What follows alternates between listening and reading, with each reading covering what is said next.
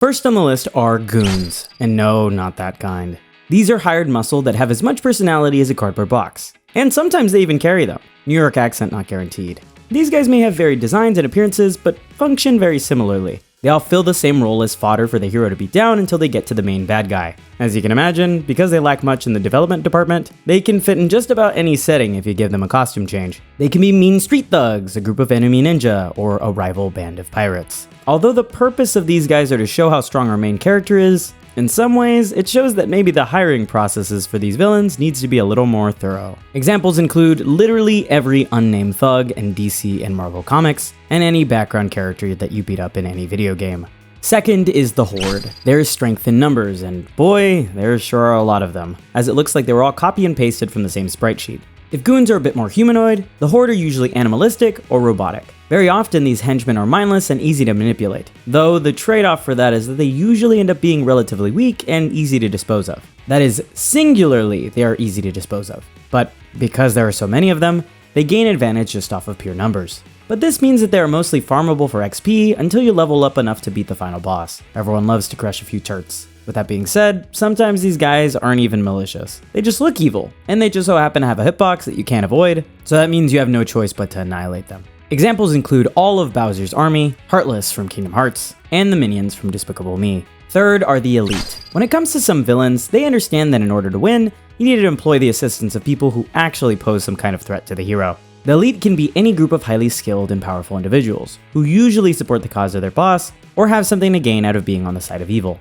But having such strong subordinates tends to not bode so well for a villain, as they have a high likelihood to be backstabbed or usurped by those beneath them. Who would have thought hiring competent people would result in them choosing to abandon ship once things stop looking so good for the main villain? That being said, the elite are forces to be reckoned with, and like the Horde, the number of them pose a real danger to the hero if they're not careful. Or sometimes, members of the elite may join the hero's side as a redeemed villain, or if they're popular enough, they'll turn into the main antagonist for the subsequent arc, or just get shipped together. Examples include the League of Evil X's from Scott Pilgrim, Organization 13 from Kingdom Hearts, and the Homunculus from Full Metal Alchemist. Fourth is the Bounty Hunter.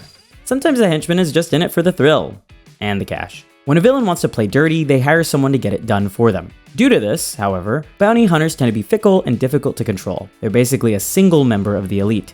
So there's more chances for them to betray whoever hired them, since they work for the highest bidder. And because they're dealing with a reluctant hero, the bounty hunter forces them to act. Maybe they threaten their family, maybe they threaten their lover. This is a clash between characters who aren't just diametrically opposed in morals, but philosophy. When you have a hero who doesn't know who they are, they must learn how to act and not be passive. This is how you force them to engage and push them over the edge. Examples include Conquest from Invincible, Tao Pai Pai from Dragon Ball, and Lady Nagant from My Hero Academia. Fifth are the clique. When you think of the mean high school cheerleader bully, these are her main squad of besties, or the only people who can stand her. Bullying can be hard to deal with one-on-one, so you can just imagine how much more difficult it is when it's a group doing it. That's what makes the clique difficult to handle, as they can overwhelm you with their size, spread rumors, and make you think you're worthless, or deserve the treatment they give you. It also tends to be the case that rarely will anyone ever speak up on the victim's behalf, and will silently watch their mistreatment. Bullying in real life is very much a real problem, and the clique represents something that does exist and poses genuine concerns for those who see it occur. Though in stories, the clique often disbands once the everyman hero finds their footing in the world and deals with the main bully. You can't help but think of all those times in real life where it wasn't dealt with, and how these behaviors can still leave scars on those affected by it. Examples include the Plastics from Mean Girls, Crab and Goyle from Harry Potter, and the Gangrene Gang from Powerpuff Girls. 6 are the Servants. Maybe you're dealing with a type of villain that doesn't need any kind of muscle or control any type of narrative. It'd just be nice to have a helping hand, and that's what the servant does. This is the most stereotypical version of a henchman, the standard as you wish sire type of personality that will defend the villain no matter what. A warped version of love, you see. But despite that, these are some of the least offending henchmen because, at the end of the day, they're just doing their job.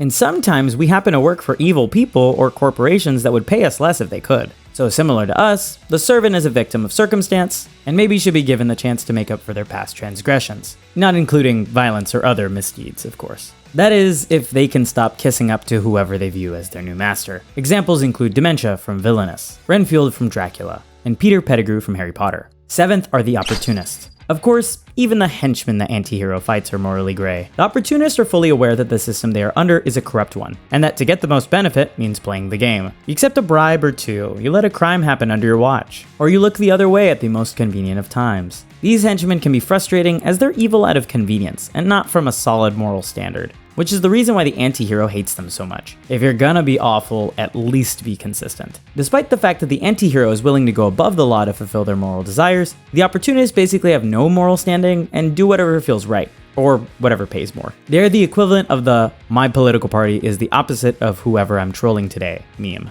That being said, there is quite a bit of overlap with the bounty hunter, and the distinction can be pretty ambiguous, which I guess is fitting given the Opportunist philosophy. Regardless, these characters are more like big bad wannabes, and really are distractions from the real villain who the hero needs to take down, though they probably would be upset to hear that about themselves. Examples include Buggy from One Piece, Benny from Fallout New Vegas, and Gideon Gleeful from Gravity Falls. Seventh are the Extremists. Imitation is the highest form of flattery, and these henchmen are no exception. It can be inspiring to see someone do something that you've always dreamed of, even if it's something harmful, and it's pretty liberating to have your darkest desires approved of by a figure you respect. If they say it's okay, surely that means there won't be any repercussions for your wretched actions. But the issue with the Extremists is that they will go above and beyond to uphold their boss's plans, even at the cost of their own life and safety. That's why they are some of the most challenging to combat, because they rarely stray from the path they're set on. Many times you'll see this be former lovers or even children of the main villain, who decide to continue their heritage of evil. This can lead to a multi-generational battle where the hero may be continuing a fight from their past that could have been solved with some intense counseling and psychiatric assistance. But in this case, their devotion is deadly, and this threat is not to be taken lightly. Examples are Poochie from Jojo's Bizarre Adventure, Himiko Toga from My Hero Academia, and Jinx from Arcane. Ninth and final are the pawns. Sometimes a henchman really isn't even a henchman. Maybe they're just someone being used or puppeted to further some agenda they're unaware of. Pawns are the most realistic type of henchman because most times they don't know what they're doing, or that who they're supporting is wrong. Maybe it's in their best financial interest to support this group, or leader, or maybe they have no concept of the corruption that's taking place. Surely this guy can't be that evil, right? Or in some cases, the pawn can be aware that who they're working for is evil, but they're under some kind of mind control or manipulation, rendering them incapable of choosing to do something different. Often this can be a former hero who has been temporarily corrupted by the villain. They might even have a trigger phrase that causes them to be unaware of their actions. It's concerning thinking that some powerful chess master has determined all of these variables to be where they are, and now innocent people are playing into a grand scheme. Makes you think if in your own life, you could be forwarding plans that you're not privy of until they're too late. But there's no war in Ba Sing Se after all. Examples include Naminé from Kingdom Hearts, Winter Soldier from Marvel Comics, and Harley Quinn from DC. As we can see, henchmen come in a variety of types, and even have some overlap between categories.